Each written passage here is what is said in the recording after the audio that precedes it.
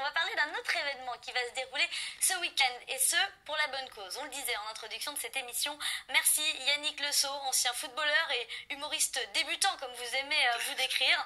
À côté de vous, Arnaud Malin, vous êtes l'organisateur des Virades de l'Espoir. Ce sera à Liffré. Alors on vous rappelle un petit peu, c'est la 33e édition des Virades de l'Espoir. En général, ça tombe toujours le dernier week-end de septembre. En l'occurrence, c'est le 24 septembre cette année, une journée nationale de lutte contre la mucoviscidose.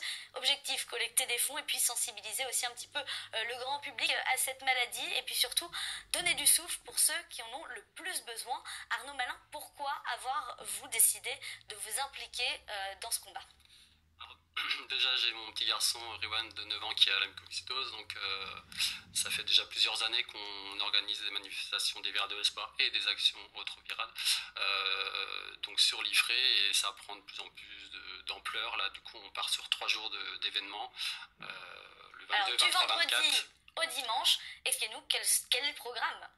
Alors là, on commence par un spectacle de stand-up le 22 septembre avec deux humoristes, avec Yannick Le Sceau notamment, et Mickaël Montadir.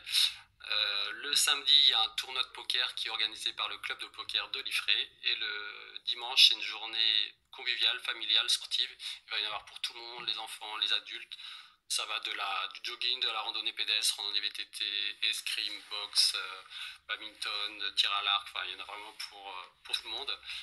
On fait participer les écoles aussi. Il y aura des courses pour les enfants, des lâchers de bulles. Enfin, il y aura vraiment plein de choses. toutes ces activités, on suppose qu'elles sont payantes afin de récolter des fonds, justement. Voilà, on a préparé des petites cartes d'activité. C'est 1 euro l'activité. Donc voilà. Et 10 euros le spectacle, pour le vendredi. Et le dimanche, on a aussi la chance d'avoir 2 associations qui vont nous soutenir. Il y a les Nez Rouges de Rennes qui aident les enfants malades qui seront sur place. Et il y a l'association 501 Star Wars qui viendra avec une dizaine de héros déguisés qui feront une animation de tir sur Stormtrooper, et je pense que ça va plaire aux fans. Vous attendez combien de personnes au total? C'est difficile à dire, je sais que la météo sera avec nous, il fera beau, donc il y aura du monde. Généralement, il y a beaucoup de monde, et voilà, on espère aussi pour le spectacle attirer la foule. Alors pour le vendredi soir, ceux qui seront au centre culturel, non pas à l'extérieur mais plutôt à l'intérieur, pour venir vous voir, Yannick Le Sceau, vous êtes ancien footballeur, alors forcément, votre premier one-man show a été facilement inspiré et intitulé « Il n'y a pas que le foot dans la vie ». Expliquez-nous pourquoi vous avez aussi envie de donner un coup de main. Donner un coup de main, c'est ma deadline. Ou un coup de voix. Non, c'est ça, ouais. Non, mais c'est vraiment. Il m'a contacté, Arnaud, il y a 1 an. C'était le 29 septembre de l'année dernière.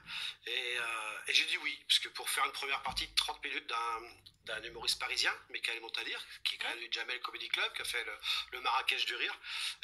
J'ai dit oui, parce que c'est sympa quand même de participer à ce genre d'événement. Et puis, moi, ça m'a donné un coup de fouet pour vraiment écrire quelque chose de correct, de drôle, et puis ce que j'avais vraiment envie d'écrire et de partager avec les gens. À quoi peut-on s'attendre si on vient vous voir vendredi soir?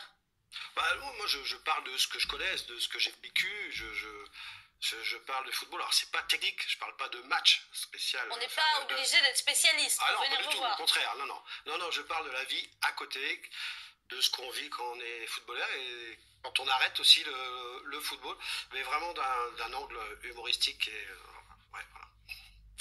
Votre objectif, récolter combien de dons? Le maximum possible, parce que du coup tout va pour la recherche, pour trouver financer des protocoles de recherche. Généralement on oscille entre 5 et 7 000 euros. Là je pense qu'on peut espérer un peu plus, mais voilà, on ne se fixe pas non plus des objectifs trop hauts. Voilà, on veut aussi faire passer un message, sensibiliser les gens à notre combat. On en est où d'ailleurs de la recherche sur la mucoviscidose? Alors, la recherche a beaucoup avancé. Dans les années 60, qu'on a pu découvrir le gène de la maladie, on était à 7 ans d'espérance de vie. Mais à cette époque-là, c'était quand même dans des conditions particulièrement difficiles, beaucoup de souffrance. Et donc, à ce jour, on est à 46 ans d'espérance de vie. Donc, il y a eu énormément de progrès de fait. Des nouveaux traitements arrivent. Il y a des premiers traitements curatifs qui arrivent pour certaines formes de mucoviscidose. Et c'est vrai qu'on a la chance aussi à Rennes d'avoir un super service et des bons chercheurs. Il y a d'autres événements qui vont se dérouler dans quelques communes en Ille-et-Vilaine. On peut retrouver tout ça en ligne en tout cas. Ça sera à Liffré entre vendredi et dimanche. Merci beaucoup à tous les deux d'être venus nous parler de ces virades de l'espoir 33e édition. Voilà, c'est la fin de cette édition. Merci à vous de l'avoir suivi. On se retrouve demain. Excellente soirée.